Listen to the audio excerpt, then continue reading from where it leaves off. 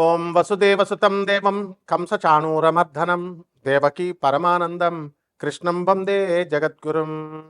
ఓం శ్రీ రాధాకృష్ణాభ్యాం నమ. కృష్ణం వందే జగద్గురుం, అర్జునం వందే జగదేకవీరం. ఇప్పుడు మనకి త్వరలో గురుడు రేవతి నక్షత్రంలో మారబోతున్నాడు. ఎక్కడి నుంచి? మనకి ఉత్తరాభాద్ర నక్షత్రంలో మీనరాశిలోనే ఉంటూ ఎప్పటి నుంచి అంటే మే 17, 2026 సంవత్సరం నుంచి రేవతి నక్షత్రంలోకి మారబోతున్నాడు. మరి ఈ మార్పు వల్ల ఏం జరుగుతుందంటే ఎప్పటి వరకు ఉంటాడండి అంటే అక్టోబర్ 9, 2026 సంవత్సరం వరకు ఉంటాడు. ఒక సిగ్నిఫికెంట్ 29 ఇయర్ కార్మిక్ సైకిల్ని ఒక మీకు ఇవ్వబోతున్నాడు అనమాట. ఆ తర్వాత మనకి ఈ మార్పు వల్ల మనకి సాటర్న్, ఈ శని ఈ రేవతి నక్షత్రంలోకి మారడం వల్ల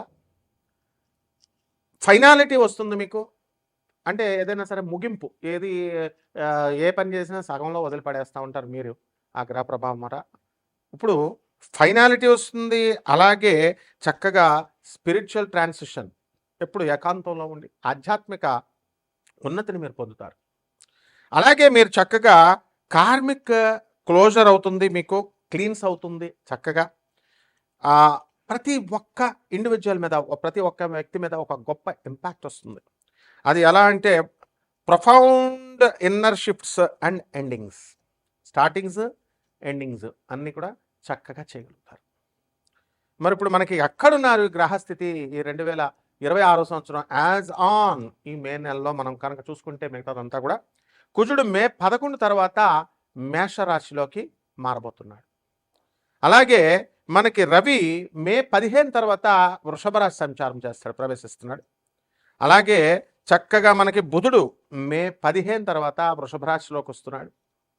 అలాగే శుక్రుడు మరి మే 14వ తేదీన మనకి శుక్రుడు చక్కగా మనకి ఈ యొక్క మిథున రాశిలోకి వస్తున్నాడు. అలాగే బుధుడు మే 29వ తర్వాత రెండవసారి, మే నెలలో 2 సార్లు అతను మిథున రాశిలోకి వస్తున్నాడు.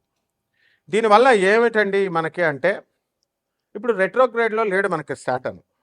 ఎలా ఉన్నాడు? ఎక్కడున్నాడు? 15 డిగ్రీల మనకి మీన రాశిలో శని ఉన్నాడు. అలాగే కేతువు 11 డిగ్రీల సింహరాశిలో ఉన్నాడు. రాహు 11 డిగ్రీల కుంభరాశిలో ఉన్నాడు. మరి మనందరికీ కూడా యాజ్ ఆఫ్ మే 2, 2026 సంవత్సరాన్ని కనుక మనం తీసుకుంటే మనకి ఈ యొక్క శని వక్రించి లేడు. కాబట్టి ఎప్పుడండి ప్రారంభించాడు మీనరాశిలో కంటే 2023 సంవత్సరంలోకి ప్రవేశించి అర్లీ 2026 సంవత్సరం వరకు కూడా అతను అందులోనే ఉంటాడు మీనరాశిలో, డైరెక్ట్ మోషన్లో. ఇప్పుడు కరెంట్ మోషన్ ఏంటంటే ప్రస్తుతానికి డైరెక్ట్ ఫార్వర్డ్లో ఉన్నాడు. తర్వాత నెక్స్ట్ రెట్రోగ్రేడ్ రాబోతున్నాడు సాటర్న్. జూన్ 2026 సంవత్సరం నుంచి స్టార్ట్ అవుతాడు రెట్రోగ్రేడ్. స్టార్ట్ అయ్యి నవంబర్ 2026 సంవత్సరం వరకు కూడా అక్కడే ఉంటాడనమాట, వక్రించి ఉంటాడు. దీనివల్ల ఏమవుతుందంటే మనకి అప్కమింగ్ 2026 సంవత్సరం ఈ యొక్క వక్రించడం వల్ల ఇమోషనల్ హీలింగ్, కార్మిక్ క్లోజర్, ఆ తర్వాత ఎవాల్యుయేటింగ్ బౌండరీస్ ఇన్ మీనరాశిలో, పైసెస్లో ఇవన్నీ కూడా చేయడం జరుగుతుంది. అలాగే మనం మే 2026 సంవత్సరాన్ని కనుక మనం చూసుకున్నట్లయితే ఫీచర్స్ మనం చూసుకున్నప్పుడు హై ఎనర్జీ ప్లానెటరీ యాక్టివిటీ ఉంటుంది. అలాగే మార్స్ ఆరీస్లోకి ఎంటర్ అవుతున్నాడు మేషరాశిలోకి. శుక్రుడేమో చక్కగా జమినీలోకి, మిథున రాశిలోకి. వీటి వల్ల డబల్ మూవ్స్ మళ్ళీ మెర్కురీకి, బుధుడికి, వీటన్నిటి వల్ల ఫాస్టరింగ్ ర్యాపిడ్, చాలా స్పీడ్గా డెసిసివ్ యాక్షన్, మీరంతా కూడా తొందరగా నిర్ణయాలు తీసుకోగలుగుతారు కెరీర్లో, రిలేషన్షిప్స్లో.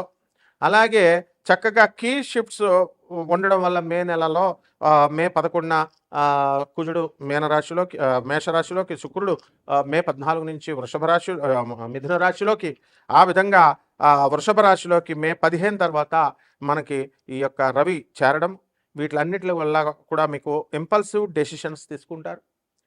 2 యాక్సిలరేటింగ్ యాక్టివిటీ, చాలా స్పీడ్గా చేస్తారు మీరు ఎంతవరకు స్లోగా ఉన్నటువంటి వాళ్ళు.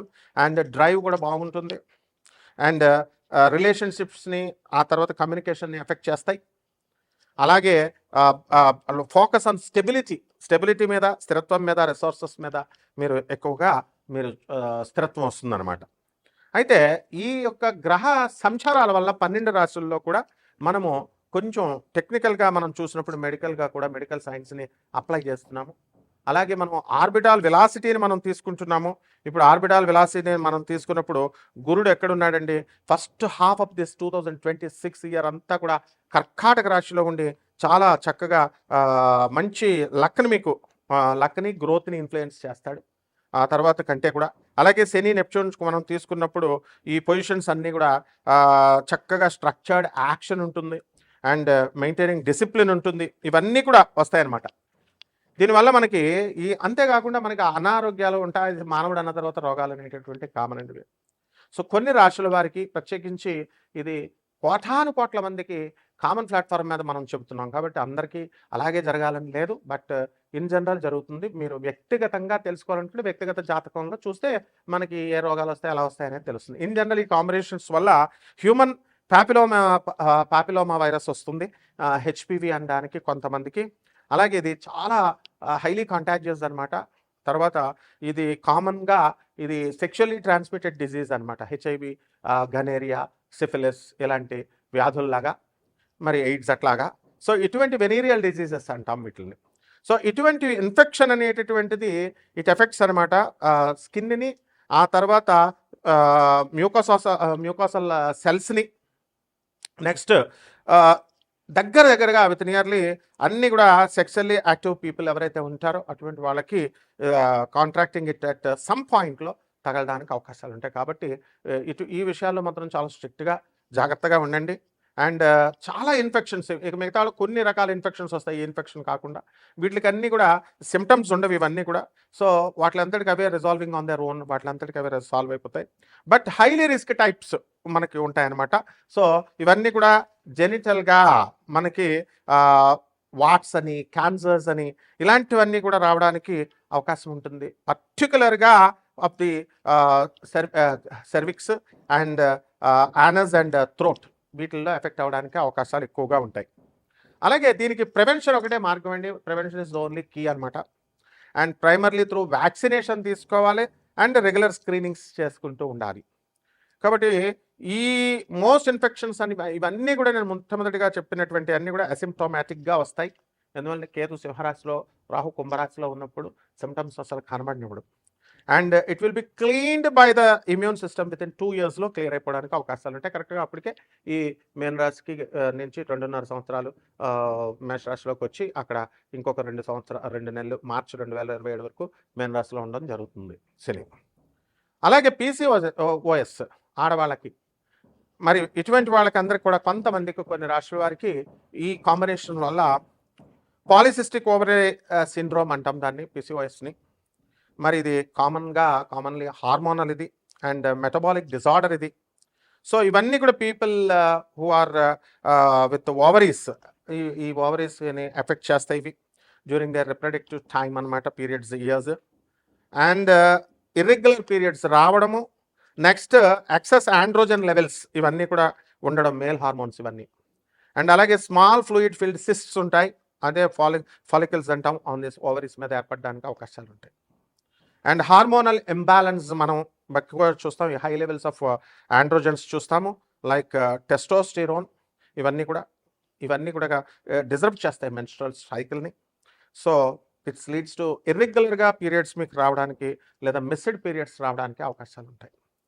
సో ఇక్కడ మనం జూపిటర్ యొక్క కాంబినేషన్ తీసుకున్నప్పుడు, వెలాసిటీని మనం తీసుకున్నప్పుడు, మనము దాని ఆర్బిట్లో కానీ అలాగే దాని యొక్క అట్మాస్ఫియర్లో కానీ మనం తీసుకున్నప్పుడు మనం దాన్ని మెజర్ చేస్తాం. ఎలాగంటే Doppler spectroscopy, next radio science tracking and cloud tracking టెక్నిక్స్తో చేసి ground based instruments like Fourier transform spectrometers వాడతాము. ఎగ్జాంపుల్ జోవియల్ అనేది.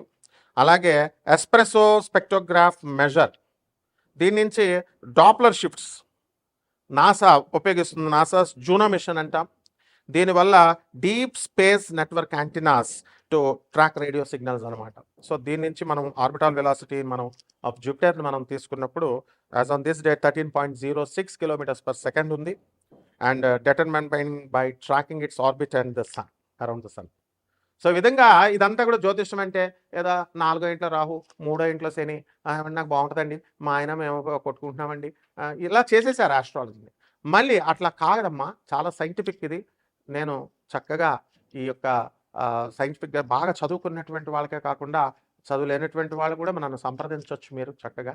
కాకపోతే మీరు అండర్స్టాండ్, జెన్యూనిటీకి దగ్గరగా ఉంటుంది. మనం ప్రిసైజ్గా నాసాస్ లైవ్ రిపోర్ట్స్ని బట్టి నేను చూసి చెప్పడం జరుగుతుంది. కాబట్టి మనము మీరంతా కూడా నా ప్రెడిక్షన్స్ అన్నీ కూడా అక్యురేట్గా ఉంటాయి, ఆ తర్వాత ప్రిసైజ్గా ఉంటాయి. సో దానివల్ల మీరు చూసుకోండి. ఇప్పుడున్నటువంటి ఈ గ్రహస్థితి 12 రాశుల మీద ఒక్కొక్కరి వారీగా ఏ విధంగా ఎఫెక్ట్ చేస్తుందో చూద్దాం. వృశ్చిక రాశి. ఈ వృశ్చిక రాశి వారికి అందరికీ కూడా ఈ యొక్క గురుగ్రహము మనకి 2 జూన్ 2026 సంవత్సరం తర్వాత అష్టమ స్థితి నుంచి భాగ్యంలోకి రావడం ద్వారా అదృష్టాన్ని తీసుకొస్తుంది. కాబట్టి జీతాలు బాగా పెరుగుతాయి.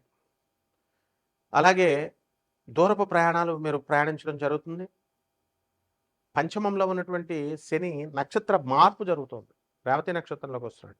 ఈ కారణంగా మీకు బుధ బలం బాగా పెరిగిపోతుంది.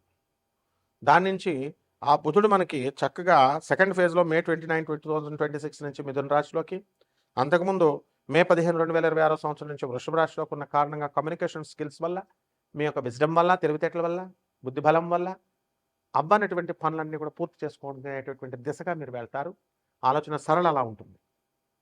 అలాగే ఈ యొక్క వృశ్చిక రాశి వారికి షష్ఠ స్థితిగతుడైనటువంటి కుజుడు స్వక్షేత్రగతుడైనటువంటి కారణంగా అద్భుతంగా శత్రువులపై ఆధిపత్యాన్ని సంపాదిస్తారు. అండ్ దశమహావిద్యల హోమాన్ని మీరు చేయాల్సిన అవసరం లేదనమాట. అంత శక్తితో మీ యొక్క శత్రువులందరూ కూడా పారిపోవడం జరుగుతుంది.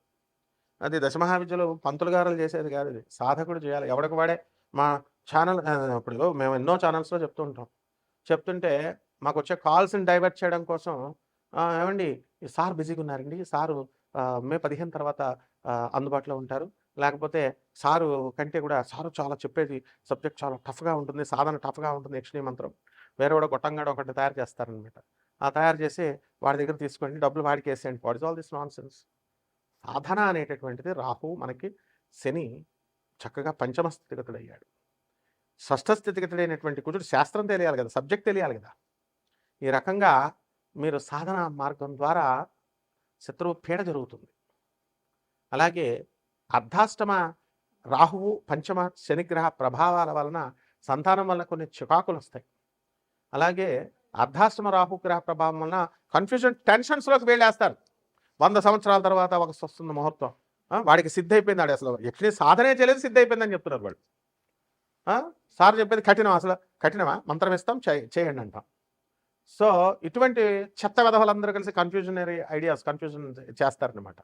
దీని ఓన్లీ నాలెడ్జ్, గురువు, డైరెక్ట్ గురు పరంపర నుంచి వచ్చినటువంటి వాడిని గురువు ద్వారా మాత్రమే కన్ఫ్యూజన్ అనేది పోతుంది. అందువల్లనే మేడి చెట్టుకు పరిహారాలు ఏం చేసుకోవాలంటే, మీరు మేడి చెట్టుకి జపం చేసుకోండి, నీళ్ళు పోయాలి, ఫస్ట్ పూజ చేయాలి. తులసి చెట్టుకి ఎలా చేస్తాం, మన ఇంట్లోనే వేసుకోవచ్చు మేడి చెట్టుని.